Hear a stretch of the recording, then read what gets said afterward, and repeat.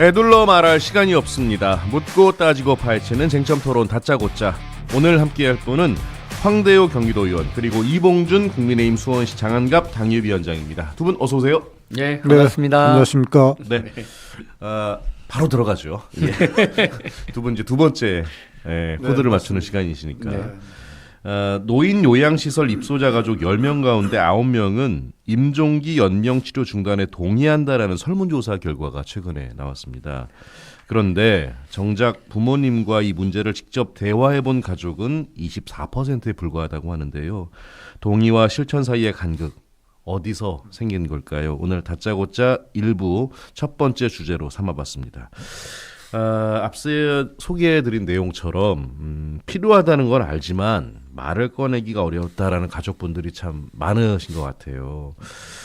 두 분 먼저 좀 경험이 있으신지 관련해서 좀 듣고 싶은데요. 먼저 이봉준 위원장님. 네, 저 같은 경우 가족과 임종기 치료에 대해 예. 대화를 나눠본 적이 없습니다. 그래요? 네, 누구나 언젠가는 겪어야 할 일이라는 걸 알면서도 예. 막상 가족에게 그 이야기를 꺼내는 순간 예. 너무 냉정한 사람이 되는 거 아닌가 이런 생각에 망설이게 되는 것 같습니다. 예. 그래서 많은 가족들이 같은 고민을 하고 있지 않나 그렇게 생각하고 있습니다. 예, 황대호 의원님. 저는 아버지와 사실 한 6년 전에 이 논의를 드렸었습니다. 구체적으로요. 예. 그래서 아버지는 월남 찬전 유공자시고 사실 네. 고엽제 증후군으로 폐기능의 거의 상당 부분을 소실된 상태에서 네. 정상적인 생활을 못 하시고 계신데, 예. 그러니까 이 죽음에 대한 논의 자체가 사실 논의한다는 것 자체가 불효로 여겨지고 당사자분들도 굉장히 강한 거부감이 있지만 그렇죠. 오히려 그런 것들을 자연스럽게 이게 얼마나 건강하게 살 것일까도 중요하지만 내 가치를 스스로 지켜내면서 어떤 그 존엄한 가치로서의 죽음을 어떻게 맞닥뜨릴 것인가. 그래서 아버지는 실제로 저희 아버님께서는 장기 기증 서약서도 다 쓰시고요. 이미 그 연명의료 중단 의향서까지 이미 다 쓰신 상태에서 꼭 이런 것들이 보면 어떤 삶의 한 순환으로 조금씩은 자연스럽게 받아들이면서 또 이게 너무 삭막한 거 아닌가라고 하지만 또 하루하루의 또 이런 순간순간의 소중함도 서로 되새기게 되고 저는 조금 일찍 아버님께서 그런 것에 대한 고민을 하셨기 때문에 좀 실제로 이게 제일 남일 같지 않고 정말 이 주제가 선정됐을 때 이제는 누군가에게는 꼭 생애주기상 맞닥뜨려질 하나의 이벤트다. 이렇게 저는 보고 느꼈습니다. 네, 알겠습니다. 두 분은 이제 직접 경험 들어봤는데 가족 보호자의 88%는 임종기 연명 치료 중단에 동의했다고 해요. 그 설문조사 결과 내용을 보면 그리고 뭐 최근에 국립 연명 의료관리기관의 자료를 보니까 뭐 지난해 연명 치료를 받지 않고 존엄한 죽음을 택하겠다. 하고 사전에 서약한 분이 뭐 320만 명을 넘어섰다는 내용도 전해졌던데, 근데 이 정도면 두 분 어떻게 이제 아까 이번종 위원장께서는 조금 이제 조심스러운 부분이 사실 있어. 그건 뭐 사실 당연한 걸 수도 있으니까. 그렇습니다.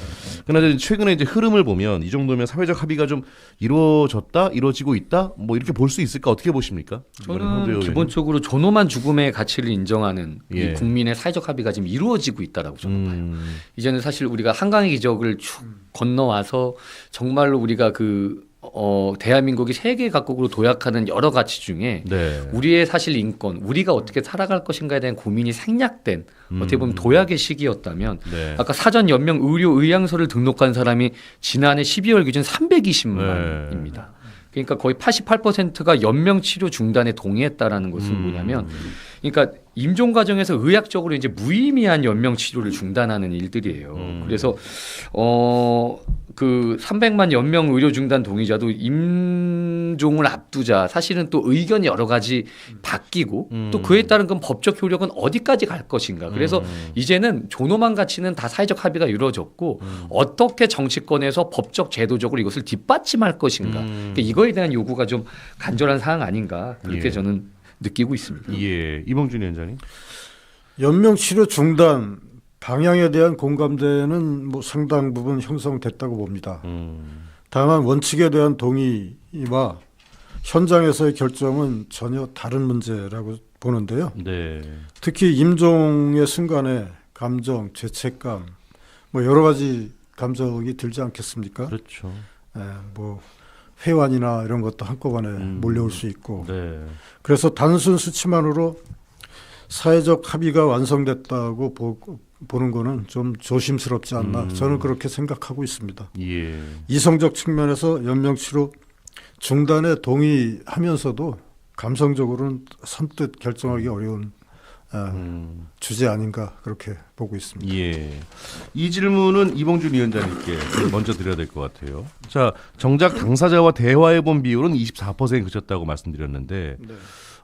이 배경 앞서 이제 본인의 경험 사례를 이야기해 주셨기 때문에 예. 어떻게 보십니까? 결국 결정에 따른 부담이 가족에게 집중되기 때문에 네. 제도는 환자의 자기결정권을 말하지만 현실에서는 결정의 책임을 가족이 떠안는 구조이지 않습니까? 그렇죠. 누가 대신 책임져 주지 않으니 결정 자체를 하기가 어려운 것 같습니다. 예. 다시 말씀드리지만 사랑하는 가족의 연명치료 중단을 결정하기는 그리 쉬운 일이 아니라고 보고 있습니다. 예.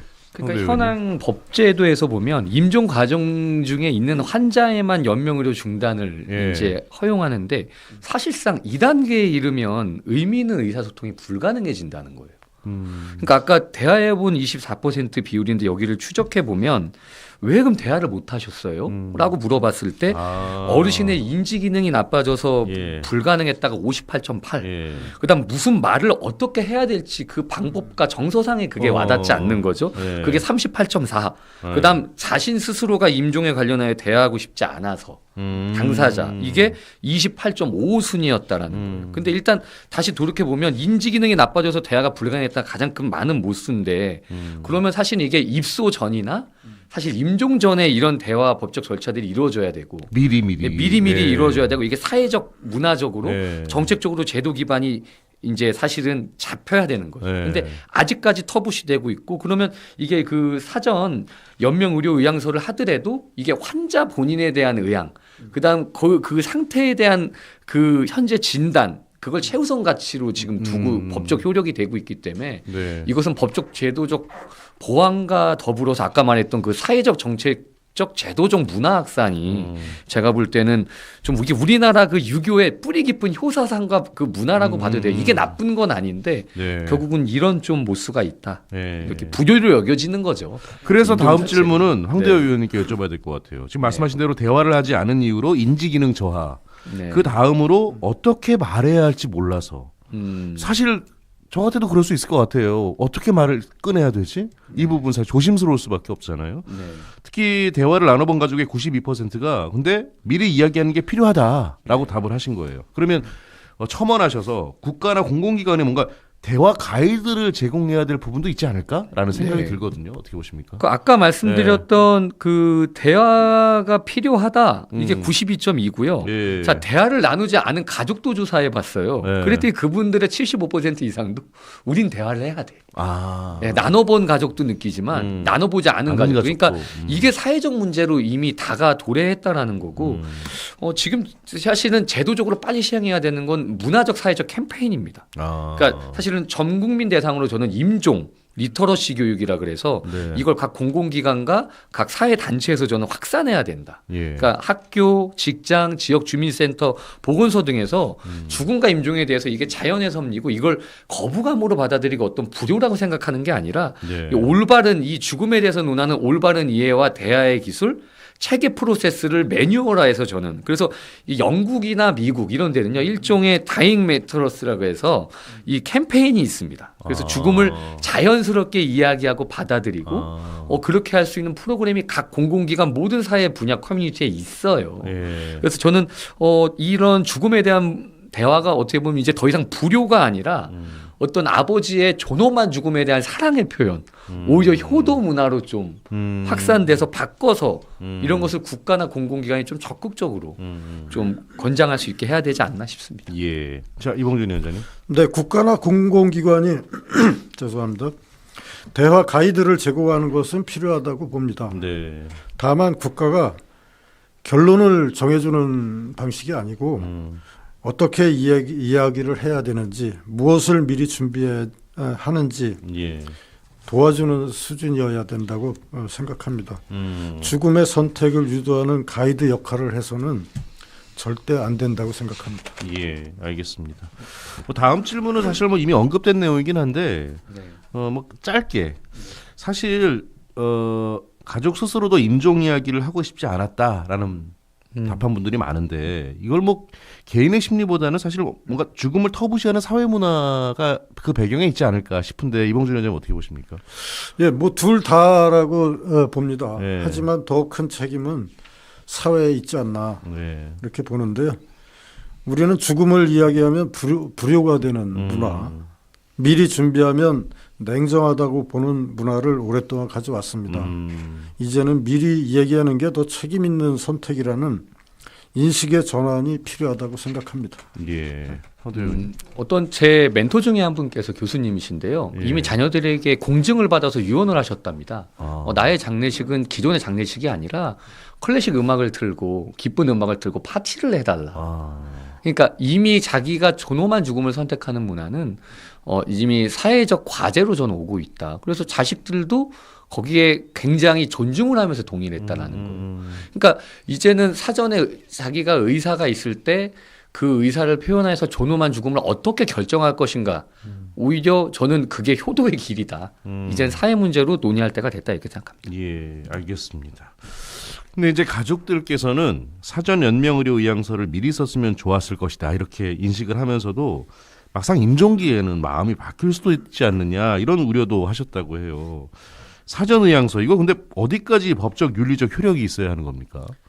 제가 말씀드리면 일단 현행 법률상은 네. 사전 의향서와 만약에 다른 의사를 표현하면요. 네. 현재는 그 의사를 따르게 돼 있습니다. 그 순간의 그래요? 의사를. 그러니까 의향서는 어디든지 변경하거나 철회할 수가 있어요. 또 그 변경 철회 시 국립연맹의료관리기관에 즉시 통보가 되고. 그러니까 법적으로는 사전 의향서가 강제 효력을 갖는 것이 아니라 네. 환자나 의사의 추정 근거로 사용되는 거죠. 실제로 임종경자가 의사 능력을 갖고 있으면 그 환자는 네. 그 의사를 최우선한다라는 현행 법률이고 네. 의사가 없으면 의사 2명이 네. 공증된 의사 2분이 의향서의 적법성을 확인 후에 이행됩니다. 아. 그게 만약에 의향서가 없거나 모호한 경우가 지금 사실은 대다수잖아요. 네. 그랬을 경우에는 가족 전원의 합의를 요구해요. 네, 그렇기 때문에 가족 한 명이라도 반대하면 중단이 불가피한 거죠. 그러니까 예. 임종을 닥치기 전에 본인이 자기에 대한 그 의사결정을 하는 문서로 법적 효력을 가져야 되는 문서인데 이게 쉽지 않다. 이미 의사결정이 불가피하기 때문에. 예. 그래서 이거는 아까 말했지만 사회적 문화적 토대도 있고 법으로 강제해서 이걸 만들다기보단 이미 사회적 합의는 이루어졌으니까 그런 저변 아래서 이 스위스나 몇 국가들처럼 이 존엄한 죽음이 합법한 나라의 예시를 한번 공론할 필요가 있다 이렇게 생각합니다. 예, 이봉준 위원장님. 네, 사전 의향서는 존중돼야 합니다. 다만 그것이 가족의 감정과 현실을 완전히 배제하는 기계적인 명령이 돼서는 안 된다고 생각합니다. 법적 효력은 분명히 하되 의료진과 가족이 함께 판단할 수 있는 여지는 남겨야 된다고 생각합니다. 예. 네. 자, 같은 맥락에서 네. 현재 제도는 환자의 자기 결정권을 존중한다고 합니다. 하지만 사실 현실에서는 가족이 최종 결정을 떠안는 경우가 많죠. 예, 이 구조는 어떻게 보십니까? 그러니까 아까 말했지만 그런 네. 매뉴얼이나 프로세스들이 각 공공기관에 이게 사전에 논의돼서 합의되는 근데 가족인데 어떤 아까 말했지만 죽음을 논하는 것 자체가 불효라고 여기시는 이 상황에서 어떻게 그게 선뜻 합의가 이루어지겠어요. 그렇죠. 가족의 그 마음이라는 것은 헤아릴 수도 없지만 하루에도 냉탕 온탕을 수없이 반복해서 오르락내리락 하거든요. 그러니까 이것은 진짜 갈등과 더불어 많은 상처들을 또 안고 살아가게 됩니다. 그 임종의 가족들이. 제대로 지켜내지 못했다, 보호해드리 못했다 네. 하면 한 대로 어떤 선택을 하든 그래서 이건 사전에 그런 것들을 자연스럽게 논의하고 정리할 수 있는 매뉴얼을 확실히 리터러시 교육을 제도화해서 각 공공에서부터 해야 됐다. 예, 그렇게 봅니다. 알겠습니다. 이봉준 위원장님. 환자의 의사가 살아계실 때 더 명확히 기록되고 의료진이 그 결정을 책임 있게 집행할 수 있는 구조가 필요합니다. 네. 그래야 가족이 결정자가 아니라 존중자로 남을 수 있습니다. 예, 알겠습니다. 고령화가 가속되고 있죠. 이미 대한민국 사회는 초고령화 사회에 진입을 했고요. 이런 상황에서 요양시설의 임종기 돌봄은 더 늘어날 수밖에 없을 텐데요. 연명치료 문제 이제는 복지 정책의 일부로 봐야 되지 않을까 싶기도 한데 이 부분 어떻게 생각하시는 이봉준 위원장님? 네, 저도 분명히 복지 정책의 영역이라고 봅니다. 네. 다만 비용 절감이나 효율의 논리로 접근하는 순간 이 문제는 매우 위험해집니다. 연명치료 중단은 어디까지나 존엄과 자기 결정의 문제이지 재정이나 인센티브의 문제가 되어서는 안 됩니다. 연명치료 중단과 금전적 혜택을 연결하는 순간 그 선택은 자발성이 아니라 압박으로 바뀔 수 있습니다. 네. 유족에게 혜택을 드리겠다는 말은 사실상 결정에 대한 무언의 강요가 될 수 있습니다. 이 문제는 절대 실리나 비용의 관점으로 다뤄서는 안 된다고 봅니다. 네, 알겠습니다. 황대요. 그러니까 연명의료결정법이 2018년도에 시행이 돼서 네. 이렇게 보면 노인 실태조사에 따르면 연명치료 거부 의사를 밝힌 65세 이상 고령층이 64.1입니다. 네. 그러니까 이제 본인들이 주체적으로 충분히 판단을 하고 계시다고 보고 저는 이게 왜 복지 정책 일부로 봐야 되냐면 그러니까 수요나 경제적 비용을 안 따져볼 수가 없는 게 네. 그 이제 임종기 가족들의 실태 조사를 보면 간병인을 고용한 비율이 49%, 월 평균 비용이 224만 원입니다. 네. 본인이나 다른 가족의 간호를 위해 일을 그만뒀다고 답한 비율이 46%. 이 경우 월 소득은 평균 327만 원 감소했어요. 그러니까 간병인을 고용한 가정의 93%는 정말 경제적 곤란과 추후에 여러 가지 갈등에 놓여지고 있는 거거든요. 그래서 예. 저는 이게 도 차원에서는 뭘 이걸 대비하고 있지라는 정책적 접근을 봤을 때 가정형 호스피스 제공기간 확충, 지자체 의료기관 요양기관 연계 강화, 예. 그다음 뭐 50인 이상 요양시설 간호사 의무 배치, 예. 요양시설 계약의사 역할 확대, 뭐 이런 통합 돌봄제도 시행으로 해서 의료 요양 방문 간호 통합 서비스 제공, 그러니까 네. 이런 것들을 제도적으로 뒷받침하지 않으면 개인에게 사실은 이게 재앙처럼 다가오는 거거든요. 그렇죠. 그러니까 죽음이 가족들에게도 존엄해야 되는 거예요. 개인의 그걸 떠나서. 그래서 이거는 정치권에서 그러니까 아까 말한 대로 이것을 수치로하는 게 아니라 네. 존엄한 사회적 가치라는 걸 두고 정치권이 이제는 논의해야 된다. 이렇게 생각합니다. 알겠습니다. 다짜고짜 오늘 1부에서는 임종기 연명치료 중단을 키워드로 이야기 나눠봤습니다.